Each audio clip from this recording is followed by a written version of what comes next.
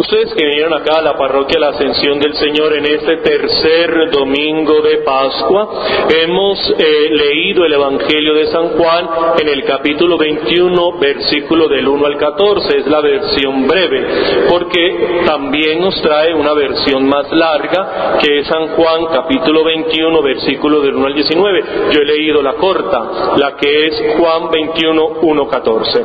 De este Evangelio yo quisiera simplemente que saliéramos con la siguiente idea. Aquí se mencionan los siguientes discípulos: Simón Pedro, Tomás, llamado el gemelo, Natanael de Caná de Galilea, los dos hijos de Zebedeo, es decir, Juan y Santiago, y dos discípulos, 7. Pero miremos las características de estos discípulos que aquí se menciona. Pedro lo negó 3 veces, aunque lo reconoce como Mesías. Tomás no quería creer en él hasta que no introdujera el dedo en las heridas de las manos y su mano en su costado. Sin embargo, después de que hace esto, lo llama Señor mío y Dios mío. Natanael, que es el único evangelio que llama así a este discípulo, Natanael de Caná de Galilea. Recuerden que Felipe va donde Natanael y dice: hemos hallado al Mesías. Y dice Natanael: ¿de dónde? Jesús de Nazaret. Y él dice: ¿acaso de Nazaret puede salir algo bueno? Es decir, desacredita a Jesús. Después de que habla con él, Natanael termina diciendo: tú eres el Hijo de Dios, tú eres el Rey de Israel. Los dos hijos de Zebedeo, Santiago y Juan, uno que quería sentarse a la derecha, el otro a su izquierda, para mandar y gobernar sobre los 12 apóstoles, o sobre la iglesia, o sobre el reino que iría a fundar Jesús, y los otros 2 discípulos que sí no sabemos quién son. ¿Qué características tenemos acá? Personas incrédulas. Personas incrédulas. Hay una situación de que estos discípulos tienen la característica de que no son creyentes plenamente. Tienen sus dudas, tienen sus sospechas, tienen una ambigüedad frente a seguir adelante con lo que ellos llevaban durante 3 años o suspender. Sobre todo el peligro que tenemos acá de que el proyecto de Jesús se frustre es cuando Pedro dijo: me voy a pescar. Recuerden que la característica de Pedro es que él es pescador. Ese es su trabajo, eso es lo que sabe hacer y eso es lo que a él le da estabilidad. Y los otros discípulos dicen: nos vamos contigo. Es decir, tienden a regresar a una rutina, tienden a regresar a la cotidianidad, tienden a regresar a su vida que les generaba seguridad.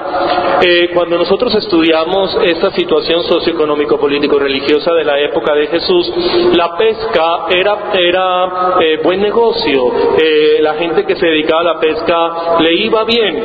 ¿Por qué? Porque los ricos, los grecorromanos, se fueron a vivir a la parte norte de Galilea, donde es la parte más montañosa y la parte más fértil, y a ellos les gustaban los pescados del mar de Galilea.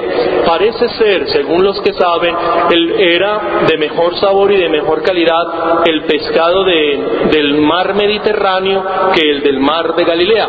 Pero como a lo que le gusta a los ricos también le gusta a los pobres, eso hay que decirlo. Entonces, como los ricos les gustaba pues ese pescado de menos calidad, pues esa industria era prestante, tenía muy buenas dádivas y el mercado era bueno. La oficialidad judía no le gustaba mucho ese oficio por el olor del pescado. El pescado coge muy mal olor y el judío los olores malucos le fastidian.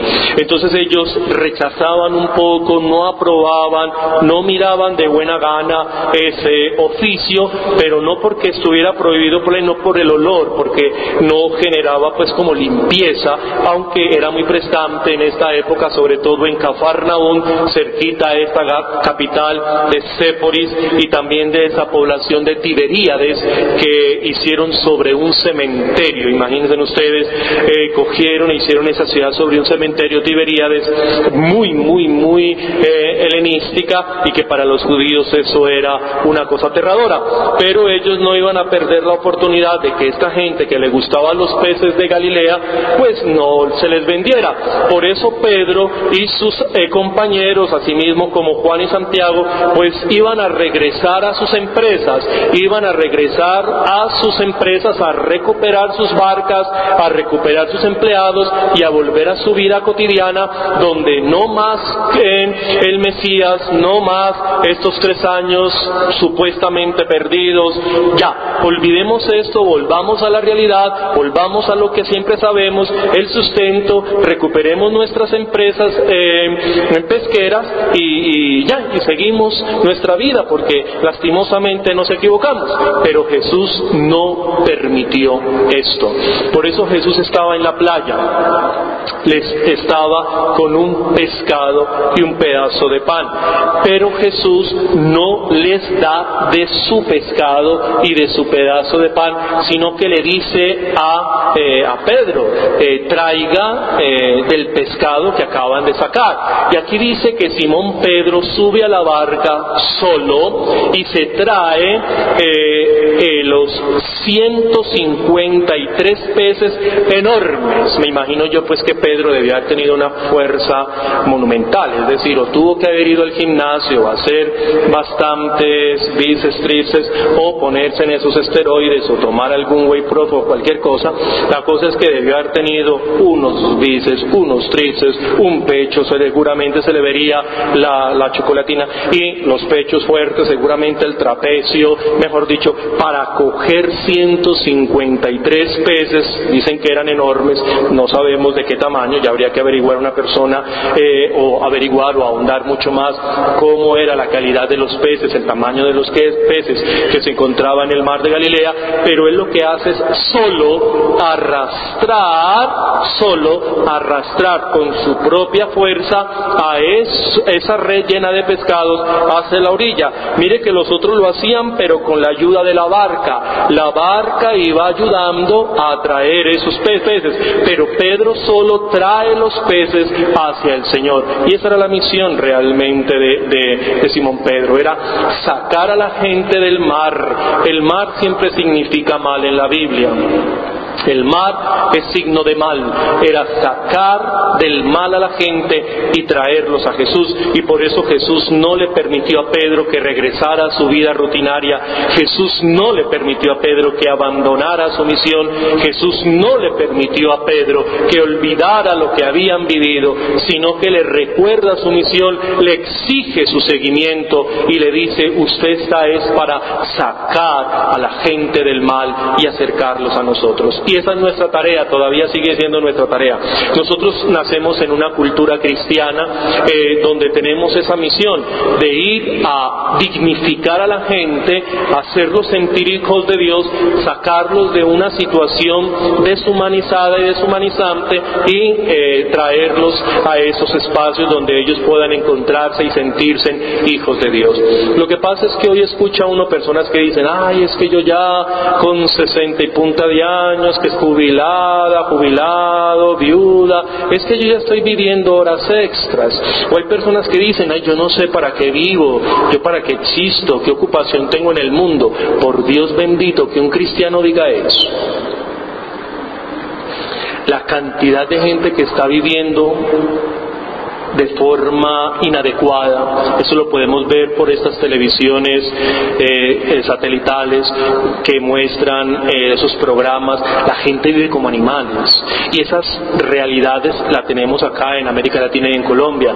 Ir a dignificar la gente, ir a dignificar mi hijo, mi esposa, mi esposo, mi sobrino, mi vecino, eso es una tarea titánica. Ir a esos centros hospitalarios, por ejemplo, para dignificar a la gente que está muriendo sola, gente que está muriendo sin que nadie pida por ellas, es una tarea que nosotros tenemos que cumplir. Hay un montón de gente que hoy no sabe leer y escribir todavía, irles a dignificar, por ejemplo, ir hacia la alcaldía y decir: ustedes qué programa tienen ahí, yo ya estoy jubilado, tengo mi tiempo, no estoy ahora pues por dinero, pero a ver, ustedes qué programa tienen como de alfabetización de adultos, etcétera, yo presto mis servicios. Es decir, es salirnos de esa rutina de la vida. Usted no ha visto que hay gente que la vida se les vuelve rutinaria, cansona, todo lo mismo, se levantan, respiran todo el día, vuelven y se acuestan. Es decir, qué cosa tan impresionante.